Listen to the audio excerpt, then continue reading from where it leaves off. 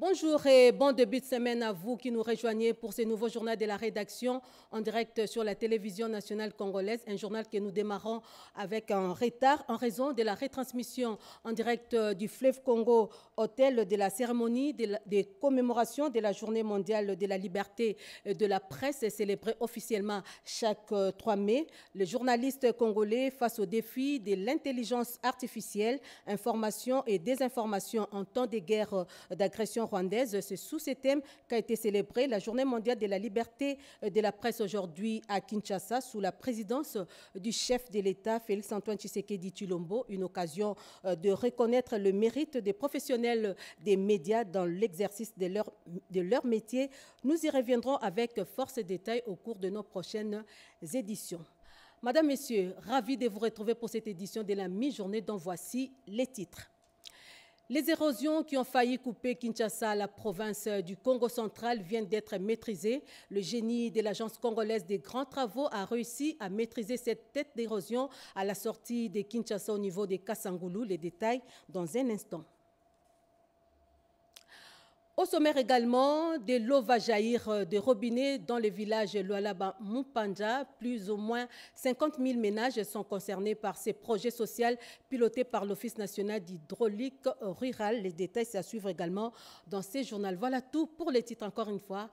Ravi de vous retrouver pour cette édition du journal. Je l'ai dit, les travaux de maîtrise d'une grande érosion créée sur la route nationale numéro 1 au niveau de l'entrée de la cité de Kassangoulou touchent petit à petit à leur fin. Présentement, le taux d'exécution des travaux est estimé à 90%. Le ministre des Infrastructures, Alexis Guizaro, était sur le chantier et a reçu les informations sur l'évolution des 10 travaux. Regardez.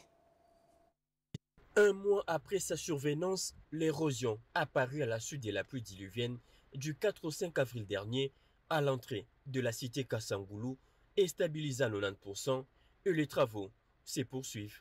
Accueillis sur le site par le directeur général de l'Agence congolaise de grands travaux, ingénieur Nico Nzaounzaou, le ministre Alexis Guizaro a reçu les explications utiles de la mission de contrôle.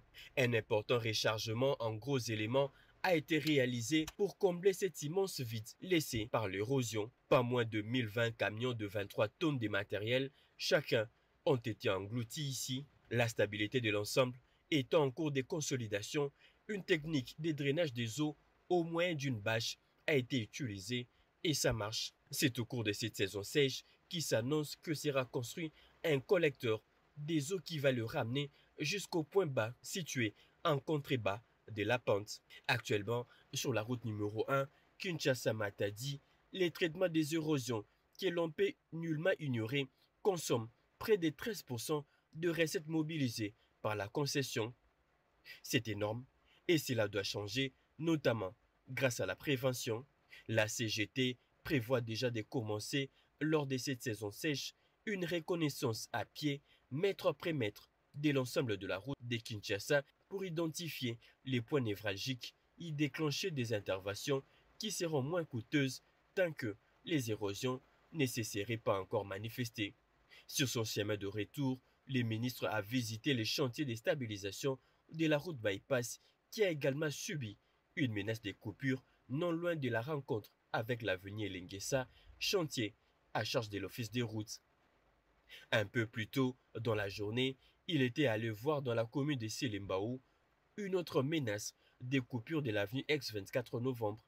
Toutes ces menaces de coupure de route sont la conséquence d'un mauvais drainage des eaux, notamment les bouchages des caniveaux ou encore des constructions sur des zones non édificantes.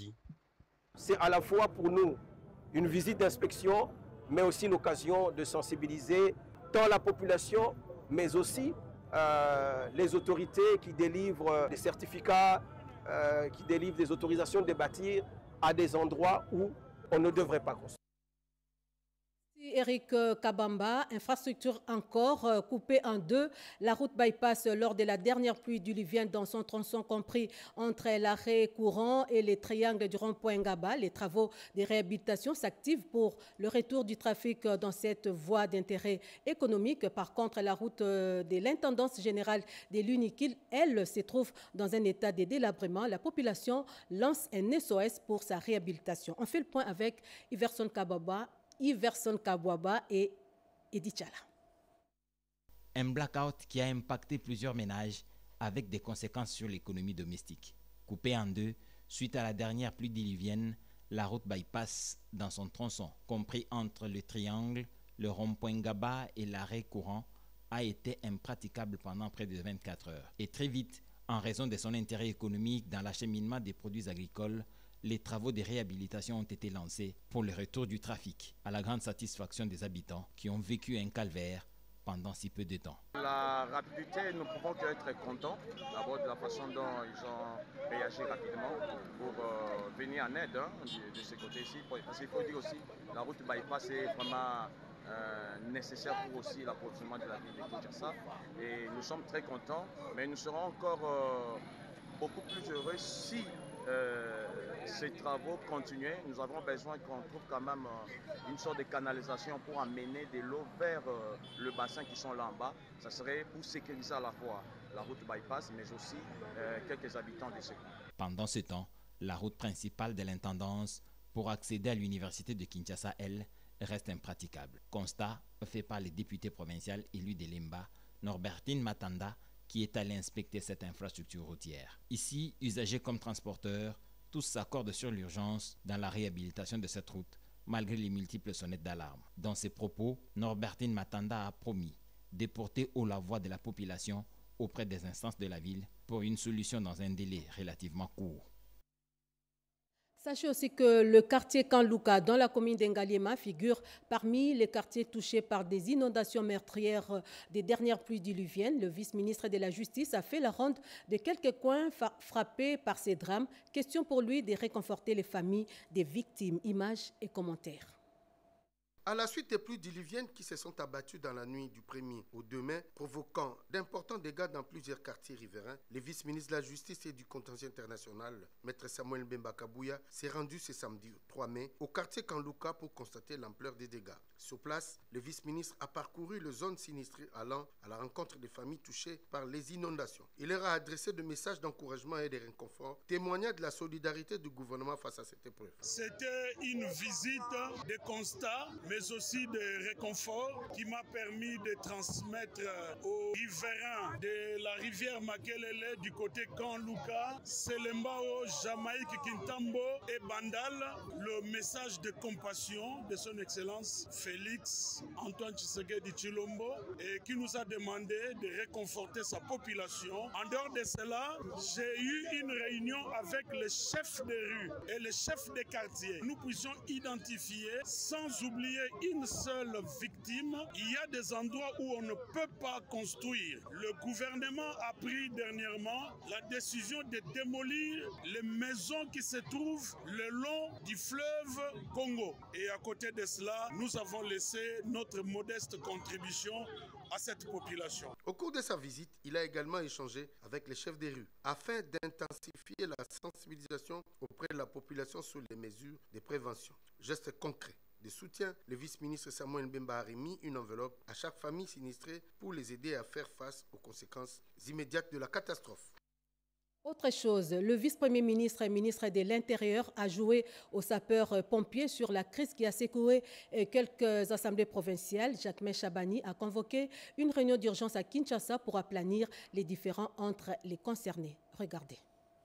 Face aux tensions parfois constatées au sein de plusieurs institutions provinciales, le vice-premier ministre, ministre de l'Intérieur, Sécurité, Décentralisation et Affaires coutumières, Chabani Luko Biango Jacquemin, a intensifié ses efforts pour préserver la stabilité et la paix dans les provinces du Sankuru, de la Mongala, du Maniema et du Kasaï oriental. le vice-premier ministre Chabani a reçu les membres des bureaux des assemblées provinciales concernées dans le but d'aplanir les différends et prévenir les crises institutionnelles. La première délégation reçue fut celle du Maniema. Nous avons échangé avec l'autorité et aujourd'hui, il nous a encore rappelé. On a fini, on est arrivé à un consensus qui va garantir la paix et la sécurité et la stabilité aussi des institutions au niveau de notre province. Le vice-premier ministre Chabani a ensuite reçu le bureau de l'Assemblée provinciale du Sankourou. Les membres du bureau ont résolu de collaborer de manière harmonieuse avec leur président. Ils se sont engagés à ce que toutes les initiatives au sein de l'Assemblée respectent le cadre légal et prennent en compte les impératifs sécuritaires. Excellence, monsieur le ministre de l'Intérieur nous a demandé de rentrer chez nous au Sankourou et continuer avec les démarches en cours, mais tout en préservant bien évidemment la sécurité, parce que c'est ce qui est le plus important. C'est la raison pour laquelle nous nous trouvons aujourd'hui ici. Mais notre entretien n'empiète pas ce qui se passe au niveau de l'Assemblée. Dans le même esprit, les représentants des provinces de la Mongala et du Kasaï oriental ont été sensibilisés par le vice-premier ministre Chabani à l'importance cruciale de la stabilité institutionnelle. Le vice-premier ministre et le ministre de l'Intérieur nous a prodigué des sages conseils tenant compte de la situation sécuritaire du pays. Nous avions été conseillés de mettre un peu de l'eau sur nos verres et le président aussi a été utilement conseillé. Tout cela pour chercher la sécurité de notre pays que prend le chef de l'État. Cette initiative du vice-premier ministre Chabani s'inscrit dans une mission claire confiée par le président de la République, Félix-Antoine Tshisekedi, soucieux de garantir l'équilibre institutionnel à l'échelle nationale. Ce travail intervient dans un contexte sécuritaire particulièrement tendu, notamment en raison de l'agression rwandaise dans la partie orientale du pays. L'Assemblée provinciale de Kinshasa a déclaré recevable la proposition des 10 fixant des mesures incitatives au profit des mutuelles de santé dans la ville de Kinshasa. Des précisions avec Blandine Wafingana. Initiée par le député Mahon Twene, élu de la circonscription électorale de Selembao, la proposition d'Edi fixant des mesures incitatives au profit des mutuelles de santé a été déclarée recevable au cours de la plénière de ce vendredi 2 mai, présidée par l'honorable Lévi Mbuta Sangopamba. Pour l'honorable Mahon Twene, cette proposition d'Edi vise à faciliter l'opérationnalisation des mutuelles de santé créées par la population quinoise et simultanément leur accorder des avantages et d'autres mesures incitatives pouvant permettre d'assurer leur mission d'intérêt général. Aussi a-t-il expliqué que de nombreuses personnes vivant à Kinshasa prennent des initiatives tendant à créer des mutuelles de santé, lesquelles consistent sur base de la solidarité à fournir des services relatifs à la santé et c'est contre le paiement d'une cotisation perçue auprès des membres. Nous savons tous que les soins de santé dans la ville de Kinshasa constituent un problème majeur où nous constatons beaucoup de cas de décès suite au manque de moyens adéquats pour une prise en charge assurée. Cette situation a poussé beaucoup de nos compatriotes à réfléchir et à se constituer en mutuelle de santé en vue de bénéficier tant soit peu de soins de qualité. Au cours de cette même plénière, le projet de calendrier de la Commission économique financière et des contrôles budgétaires relatif au contrôle des exécutions budgétaires de la ville-province de Kinshasa a été également adopté par l'Assemblée provinciale de Kinshasa. Santé, le centre hospitalier universitaire Renaissance ex-Mamayemo vient d'être doté de 3 ambulances, dont de la coopération japonaise réceptionnée par le directeur général de cette formation médicale, nous dit Keren Kakolongo. Au centre hospitalier universitaire Renaissance ex-Mamayemo, le redressement se confirme. 3 nouvelles ambulances viennent d'être réceptionnées, s'ajoutant ainsi aux équipements déjà obtenus ce dernier mois. Une série d'efforts qui s'inscrit dans une volonté plus large de modernisation des infrastructures et d'amélioration de la qualité des soins. Pour les responsables du CHUR, il s'agit d'un véritable tournant pour cet établissement longtemps délaissé. Cet hôpital auquel on a donné ces 3 ambulances supplémentaires est opérationnel depuis le 2 décembre et accueille des malades. Et chaque jour qui passe, nous célébrons des malades qui arrivent très forts et qui repartent en bonne santé chez eux. L'une des choses que nous sommes en train de faire maintenant, c'est de jouer notre rôle de hub des urgences de la ville de Kinshasa. Et donc, nous sommes censés en train de préparer le lancement de notre système de gestion d'ambulance. Et dans ce cadre que notre partenaire, le Japon, nous a doté de 3 ambulances supplémentaires qui viennent s'ajouter sur les 7 qui existent et qui circulent déjà. Ces ambulances sont très spéciales. C'est pour le transport des vaccins. Ça nous projette dans notre activité de base qui est celle de l'hôpital hors les murs, ça veut dire l'hôpital préventif. Nous donnons la vie et nous sauvons des vies au quotidien. Nous invitons les Quinoises et les Quinois à venir se faire soigner ici et ceux qui sont en bonne santé de venir se rendre compte de la qualité des bâtiments, de la qualité des systèmes. Nous sommes l'hôpital le plus digitalisé du pays. Ce centre hospitalier appelé autrefois Mama Yemo a connu depuis les dernières années sous l'initiative du président de la République, Félix-Antoine Tshisekedi Tshilombo, un important changement tant au niveau des bâtiments que des conditions de traitement des patients. Une dynamique que le directeur général de cette structure médicale de l'État, Al Kitenge, entend poursuivre. Et puis cette messe des requiem en mémoire des volontaires sécuristes de la Croix-Rouge, c'était tout récemment à la paroisse Saint-Joseph de Matongé. Cette cérémonie s'inscrit dans le cadre des 15 jours d'activité qui précèdent la célébration de la Journée mondiale de la Croix-Rouge et du Croissant Rouge. Regardez.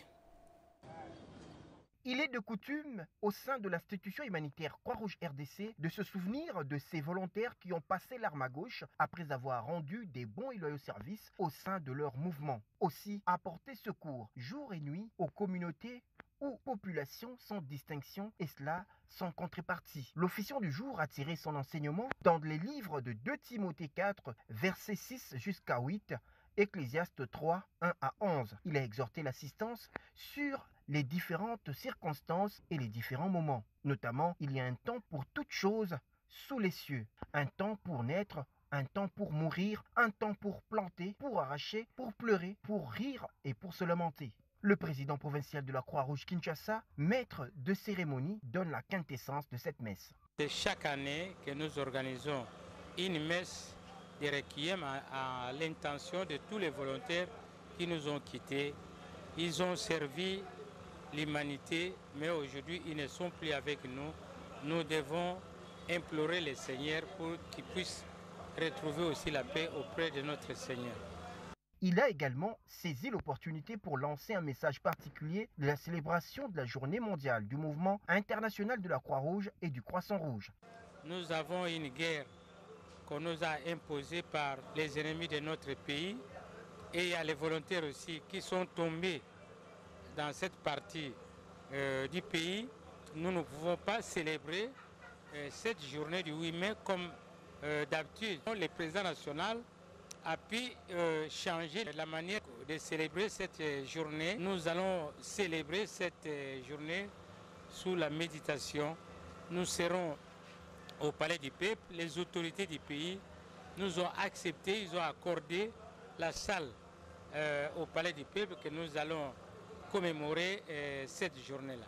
Signalons par ailleurs que les volontaires sécuristes prestent conformément à la mission de la Croix-Rouge qui est basée sur la prévention des maladies, l'amélioration de l'assistance aux vulnérables sans discrimination dans le strict respect des 7 principes fondamentaux qui les régissent, à savoir l'humanité, l'impartialité, l'indépendance, la neutralité, le volontariat, l'unité et l'universalité.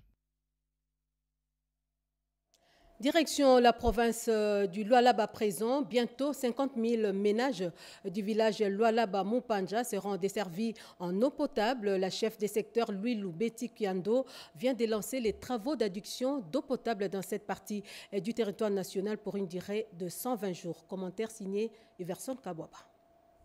Dans peu de mois, plus de 50 000 ménages du village Mupanja seront desservis en eau potable.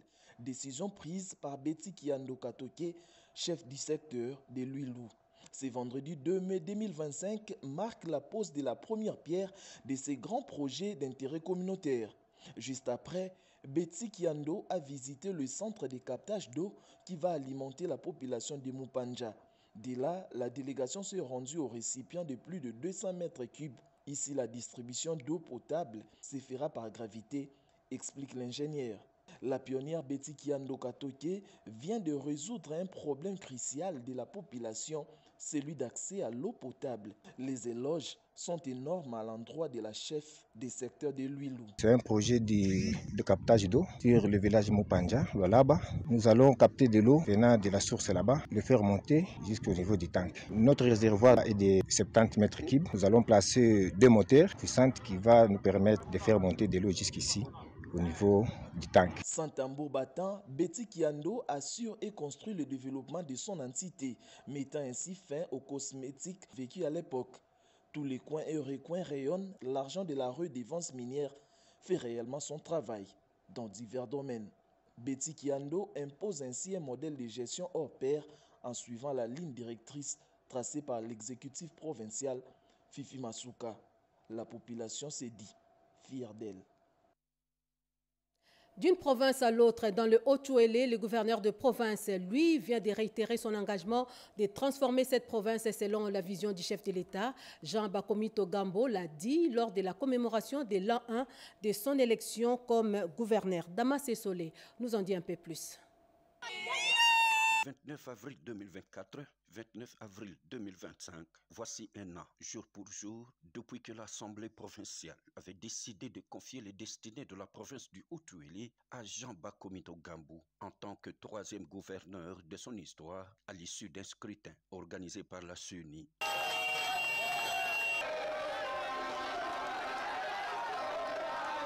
La soirée commémorative de cette date se déroule sous la pelouse de l'espace civilo-militaire d'Issiro en présence de son colistier, le vice-gouverneur Christophe Daramatata, du président de l'Assemblée provinciale, honorable Justin Zamba, de ministres provinciaux, de plusieurs notabilités et sous le regard enthousiaste d'une foule d'anonymes. Dans sa prise de parole, le chef de l'exécutif provincial réaffirme sa détermination d'épouser des actions de développement durable dans tous les secteurs, selon la vision politique de son mentor, Félix-Antoine Tshisekedi Tshilombo. À l'occasion, le moine Nzambe, comme on l'appelle affectueusement, exprime toute sa gratitude à tous ceux qui ont concouru à son élection le 29 avril 2024. Merci, président de la République, chef de l'État, qui nous a fait confiance dans le cadre de notre famille politique, l'Union sacrée, en acceptant que nous puissions concourir à ces élections et à être élus. Mon vice-gouverneur, l'honorable Dara Matata, qui est là, et moi-même, notre ticket soit élu, soit choisi par les députés provinciaux. Merci aux députés provinciaux. Notre gratitude va aussi à la population du Haut-Touélé, remerciement à notre famille politique, l'Union sacrée. Cette soirée s'est terminée par un rafraîchissement et un repas partage à la grande satisfaction de tous. On reste dans le Haut-Touélé, mobiliser la population du territoire des Rungu à un élan de compassion envers nos compatriotes de l'Est, mais également pour lancer les travaux de construction d'une école primaire. C'est l'objectif de la descente de l'honorable Jacques Sagwa, député provincial du Haut-Touélé, dans les territoires des Rungu. On fait le point avec Nathalie Mboula. L'honorable Jacques Sangba Nekingbo, député provincial et rapporteur adjoint de l'Assemblée provinciale du Haut-Touélé, a été le week-end dernier, comme d'habitude d'ailleurs, dans son fief électoral du territoire de Rungu, situé à près de 60 km d'Issiro sur la route provinciale 426. En la paroisse catholique Sacré-Cœur de Jésus de Rungu Centre, Jacques Sangba a sensibilisé sa base sur le l'élan de compassion envers nos frères et sœurs pris en otage par la rébellion à l'Est et sur le soutien à apporter au chef de l'État avant d'inviter le jeune à participer à la défense de la mère patrie. jeune nyonso oyo amoni ka kozala capable kopesa kombo territoire ya Rungu aussi ezala représenter. Profitant de cette occasion, en guise de remerciement à ses électeurs, le rapporteur adjoint de l'organe délibérant provincial a offert à la paroisse un kit complet des instruments musicaux modernes à la grande satisfaction du Kiri. Honorable, merci. En tant qu'acteur du développement et en collaboration avec la fondation qui porte son nom, l'honorable Jacques Sangba a lancé les travaux de construction de l'école primaire au groupement MAPA dans la chefferie à Zanga. Enfin, il a bouclé sa descente dans son terroir par l'organisation de 2 matchs de gala opposant des équipes vétérans d'Issiro à celles de Rungu, une activité récréative et de renforcement des liens qui se déroule en présence du gouverneur Jean Bakomito Gambo de passage vers le territoire de Nyangara voisin. Et dans le Nord Kivu, plus précisément dans la ville de Butembo, 19 ex-combattants du mouvement d'action populaire Mai Mai seront démobilisés pour leur réinsertion et réintégration dans la communauté. Ils ont été présentés à l'antenne du PDDRCS Butembo, nous dit Peggy Mukunda. Et ce au total, 19 éléments Mai-Mai, dont 4 enfants du groupe dénommé Mouvement d'Action Populaire MAP du général autoproclamé Amici Taylor Emmanuel basé à Moussienene, c'est à territoire de Lubero. C'est le Eric Massinda, chef d'antenne du PDDRCS Lubero Butembo. Les adultes seront démobilisés et les 4 enfants seront dans des centres de rééducation. Il précise que ces ex-combattants se sont rendus avec 3 armes en feu, marque AK-47 et plusieurs autres effets militaires. Nous avons 4 enfants et 12 adultes. Et vous savez par principe, le PDDRCS ne peut pas faire plus de 48 heures avec ses enfants. Donc d'ici là même, il y a les agences de protection pour les enfants qui viennent directement ici pour récupérer ces enfants et les amener dans leur... on appelle des agences de protection pour la phase, pour leur réinsertion. Quant aux adultes, ils vont suivre le processus normal jusqu'à l'obtention de leur carte pour démobilisation. Le maire de Butembo, témoin de l'événement, le commissaire supérieur principal, Moa Baekite Roger, a remercié le commandant qui a accepté de remettre ces éléments dans la vie civile et demande aux autres de suivre cet exemple pour la paix. Et nous pensons que ceux qui traînent encore les pas, qui sont à Butembo ou à Lubero, qui puissent emboîter les pas de nos compatriotes qui viennent de faire ce geste combien de temps aimable. Le général autoproclamé Amici Taylor Emmanuel, qui a accompagné ces éléments, a promis sensibiliser pour que ceux qui veulent se rendre volontairement intègrent la vie normale et ceux qui veulent appuyer les forces armées de la République démocratique du Congo, étant des Ouazalendo, de rester pour défendre l'intégrité du territoire national. Didier Mazenga, autorité de référence du parti Lumumbiste unifié, PALU, a sensibilisé, lui, hier dimanche à Kinshasa, dans la commune de Limete, les cadres et militants de cette formation politique sur le soutien aux actions du chef de l'État, Félix-Antoine Tshisekedi et Tshilombo, pour la restauration de la paix. C'était au cours des élections des dirigeants à la base de la ville de Kinshasa. Regardez. Ils sont venus des 4 coins de la capitale, cadres, militantes et militants du parti Lumumbiste unifié, PALU, formation politique de masse, chère à feu le patriarche Antoine Gizenga Fongi, c'est dimanche 4 mai 2025 au siège national, situé sur la 4e rue, Limete industrielle, pour non seulement choisir librement leurs dirigeants à tous les postes au niveau de la base, secrétariat provincial, section, cercle et cellules, mais aussi et surtout renouveler leur loyauté et leur soutien indéfectible au président de la République Félix-Antoine Tshisekedi Tshilombo et aux efforts diplomatiques menés par le gouvernement Judith Souminois face à l'agression rwandaise. Dolin Kachama, secrétaire permanent, porte-parole du parti et secrétaire général, chef du parti intérimaire, explique. À tout seigneur, tout honneur, je commence par rendre l'hommage le plus déférent à son Excellence, Monsieur le Président de la République, chef de l'État, à qui le parti Lumumbiste unifié en ce jour voudrait réitérer sa profonde gratitude, sa loyauté, sa fidélité par rapport à tous les succès sur le front diplomatique qu'il est en train de glaner.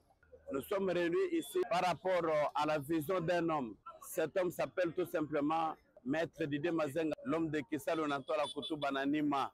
Depuis très longtemps, nous avons perdu les valeurs. Nous avons perdu nos meilleures habitudes de pouvoir nommer des chefs d'organes de base en lieu et place de les organiser en termes électoraux. Aujourd'hui, le chef du parti, l'autorité de référence, a préféré que nous revenions à nos valeurs traditionnelles et transcendantales qui ont toujours caractérisé le parti Lumumbiste unifié.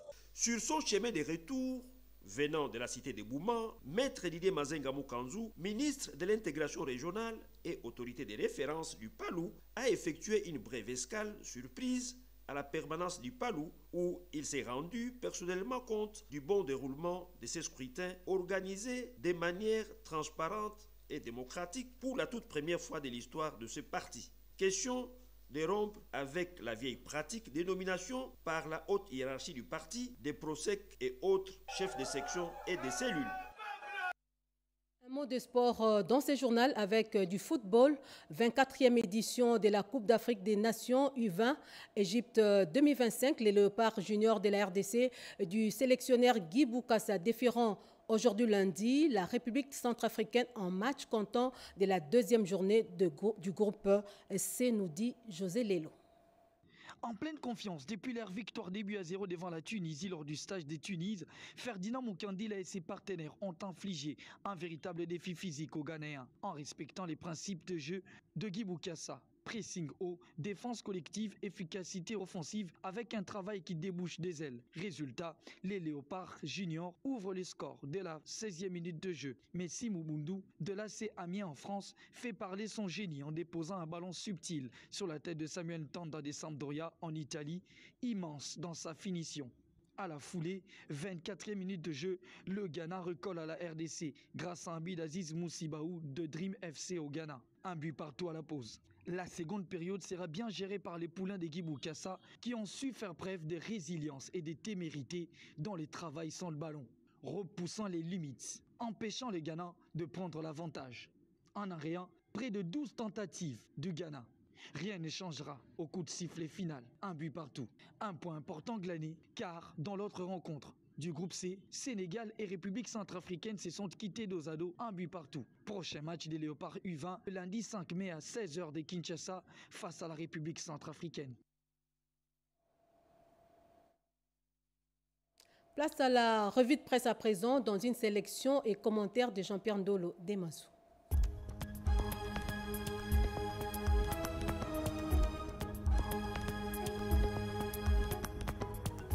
Bienvenue mesdames, messieurs à cette revue de presse du lundi 5 mai 2025. Violation flagrante du cessez-le-feu par les rebelles Nord Kivu, le 1-23 AFC s'empare de Lunya Sengue. Que reste-t-il des pourparlers en cours à Doha et à Washington? S'interroge le potentiel. Les rebelles de l'AFC M23 soutenus par le Rwanda ont pris le contrôle de l'agglomération de Lunya Sengue située sous les rives du lac Albert dans le territoire de Lubero au Nord Kivu depuis le vendredi 2025. Selon plusieurs sources locales, les rebelles seraient partis de Kamandilak avant de lancer une attaque contre une position de la force navale des FARDC. Cette attaque a provoqué un déplacement massif de population vers les zones supposées plus sécurisées. La chute de Lunya Sengue fait peser une nouvelle menace sur le territoire de Béni.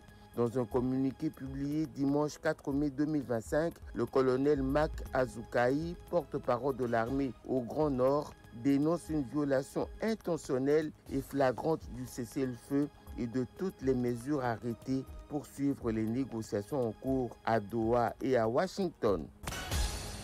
Comme si l'invasion militaire ne suffit plus, les terroristes rwandais inonderaient maintenant la RD Congo de fausses monnaies, alerte la référence plus. Dans l'est de la RDC occupée par le RDF 1-23, une nouvelle arme silencieuse émerge. Des billets de 500 et 1000 francs congolais apparaissent massivement à Goma et à Bukavu, zone sous contrôle rebelle. Le Rwanda instaure une économie de guerre sous perfusion de faux billets. Ce qui se passe est d'une extrême gravité, une invasion monétaire aussi brutale que militaire. Bukavu asphyxié par une crise économique sans précédent, annonce Mediacongo.net. La ville de Bukavu, chef-lieu du Sud Kivu, traverse une crise économique aiguë qui étrangle son économie informelle, pilier de la subsistance pour les milliers de familles. Dans les marchés, les activités tournent au ralenti. La situation est exacerbée par la dépréciation du franc congolais, l'inflation galopante, la hausse des prix des produits de première nécessité et la raréfaction des clients.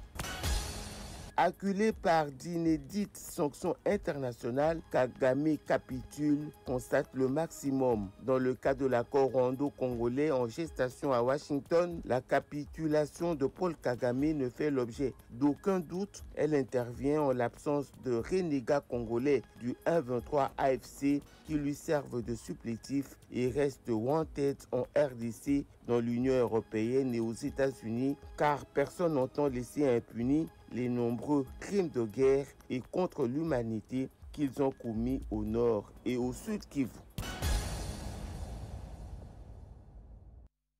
Fin de ce journal, merci à vous de l'avoir suivi en ma compagnie. Merci à Jacques Kabwaba qui l'a coordonné. La partie technique a été assurée par Jerry Mawasi, André Njeka et Rodé Pandalon réalisé.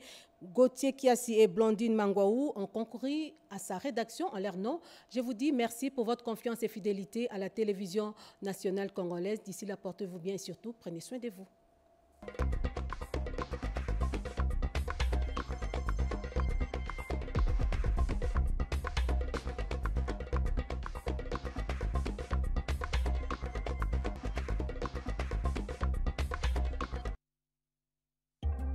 À l'ère du numérique, la communication demeure encore au centre de la vie. La radio-télévision nationale congolaise reste le vecteur de l'unité nationale.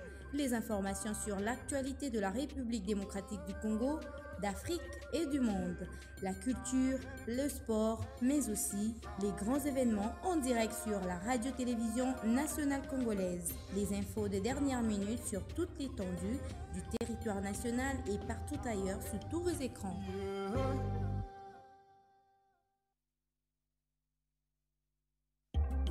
À l'ère du numérique, la communication demeure encore au centre de la vie. La radio-télévision nationale congolaise reste le vecteur de l'unité nationale.